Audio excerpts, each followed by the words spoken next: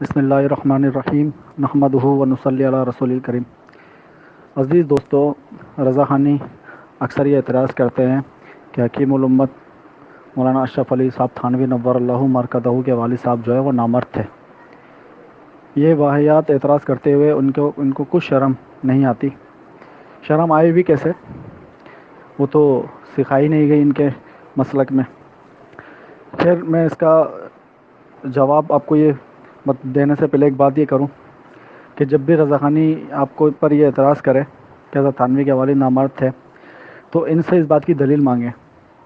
تو قیامت آ سکتی ہے لیکن یہ دلیل نہیں دے سکتے، نہ کوئی ایسا ثبوت دے سکتے، نہ کوئی ایسی کتاب پیش کر سکتے ہیں جس میں حضرت تھانوی کے نامرد ہونے کا کہیں ذکر ہو۔ ٹھیک ہے،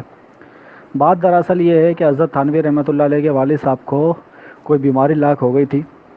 تو حکیم کو دکھایا تو حکیم صاحب نے یہ کہا کہ بھائی اس کا علاج تو ہو جائے گا لیکن جو دوائی جو ہوگی وہ ریئیکشن کر سکتی ہے، اور ریئیکشن کیا ہو سکتا ہے اس کا ممکنہ طور پر یہ ہے کہ آپ جو ہے نا وہ باپ نہ بن سکیں، ٹھیک ہے نا، یعنی کہ وہ قاطع النسل دوائی ہوگی۔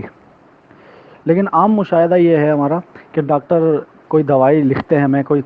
تجویز کرتے ہیں تو بعض دوائی ایسی ہوتی ہیں کہ اس میں ریئیکشن ہونے کا اندیشہ ہوتا ہے تو ڈاکٹر پہلے آگاہ کر دیتے ہیں، لیکن وہ کوئی 100% درست نہیں ہوتا کہ مطلب 100 کے حتمی قطعی بات ہو کہ بھائی ضرور بھی ضرور ریئیکشن ہوگا، ٹھیک ہے نا، ایسا ہوتا نہیں ہے، ہو بھی سکتا ہے نہیں بھی ہو سکتا، ٹھیک ہے۔ اور پھر جب اللہ والوں کا گھرانہ ہو اور پھر دعائیں ساتھ ہو تو ٹھیک ہے نا، تو پھر ایسے مضر اثرات سے وہ پاک رہتی ہیں دوائیاں۔ تو حضرت تھانوی رحمۃ اللہ علیہ کے والد کے ساتھ بھی یہی ہوا کہ ایک بزرگ تھے، انہوں نے دعا کی، ٹھیک ہے، تو اس دوائی نے ریئیکشن نہیں کیا، ٹھیک ہے، اور حضرت تھانوی جو ہے نا وہ پیدا ہو کے دنیا میں آ گئے الحمدللہ، ٹھیک ہے۔ اب بات ایک دوسرا اعتراض یہ کرتے ہیں کہ وہ جو بزرگ تھے انہوں نے کہا کہ ایک جو ہے نا وہ میرا ہوگا، ٹھیک ہے، تو بات یہ ہے ایک میرا ہوگا، وہ لڑکا میرا ہوگا سے مراد یہ ہے کہ وہ لڑکا میرا ہوگا یعنی کہ دیندار ہوگا، کیونکہ وہ بزرگ خود بھی دیندار تھے، اس وجہ سے انہوں نے نسبت دی کہ وہ لڑکا میرا ہوگا، ٹھیک ہے۔ اور آگے جو آپ پڑھیں گے تو اسکین میں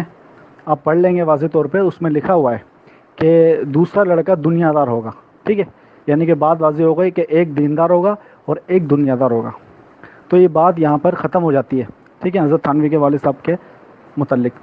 دوسری بات میں آپ کو ان کے ذرا گھر کا آئینہ دکھاتا چلوں کہ ملفوظات اعلیٰ حضرت میں لکھا ہے کہ احمد رضا خان صاحب کو جو ہے سن 1300 ہجری میں جو ہے وہ آنکھ کی تکلیف ہوئی، ٹھیک ہے،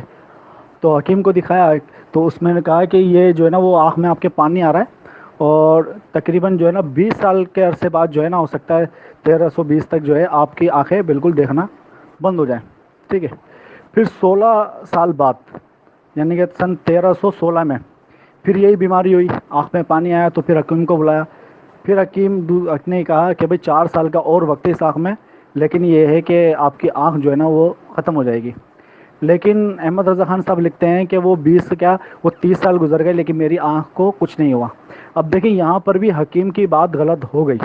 ٹھیک ہے نا، حکیم نے کہا تھا کہ 20 سال میں آنکھیں آپ کی ختم ہو جائیں گی لیکن نہیں ہوئی،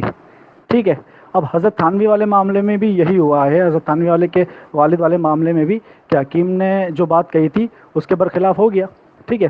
پھر اسی طرح ایک دفعہ جو ہے نا وہ طاعون پھیلا احمد رضا خان صاحب جہاں رہتے تھے اس علاقے میں، ٹھیک ہے، تو وہاں پر ان کو بیمار ہوئے تو حکیم کو بلایا گیا، حکیم نے کہا کہ یہ تو ان کو طاعون ہو گیا، ٹھیک ہے نا، انہوں نے کہا طاعون ہو گیا احمد رضا خان صاحب کو، لیکن احمد رضا خان صاحب کہتے ہیں کہ مجھے طاعون نہیں ہوا، مجھے پکا یقین تھا کہ جو نا میں نے دعا پڑھی تھی تو مجھے یقین تھا کہ مجھے طاعون نہیں ہوگا اور مجھے طاعون نہیں ہوا تھا،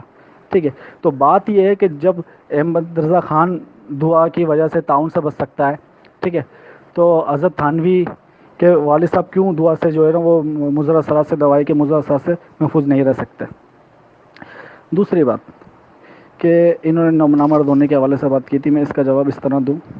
کہ احمد رضا خان نے ملفوظات اعلیٰ حضرت میں لکھا ہے کہ وہ مرد نہیں ہے جو دوری دنیا کو ہتھیلی کے پر نہیں دیکھے۔ تو بات یہ ہے کہ احمد رضا خان صاحب کو سامنے پڑی ہوئی روٹیاں نظر نہیں آئیں، ٹھیک ہے، یعنی کہ وہ مرد نہیں تھے۔ دوسرا ایک واقعہ اسی طرح لکھا ہے کہ احمد رضا خان صاحب کو سر پہ رکھا ہوا چشمہ نظر نہیں آیا تھا، یعنی کہ وہ مرد نہیں تھے۔ تو رضا خانی آئندہ کوئی بھی اعتراض کرنے سے پہلے آپ یہ منہ بند رکھیں کہ تمہارے گھر کی پول پٹیاں بھی ہم کھول سکتے ہیں۔ دیوبند تمہیں کیا لقب ملے، اے اہل دیوبند تمہیں کیا لقب ملے، انصاری ہی ملے یا مجاہد لقب ملے، اے اہل دیوبند تمہیں کیا لقب ملے، ہم بے کسوں پہ تم نے وہ احسان کر دیے، ہرگز نہ بھول پائیں گے جب تک بھی ہم جیے، تانا زنی کے بار بہت اپنے سر لیے، جام علم بھی ساتھ ہمارے بہت پیے،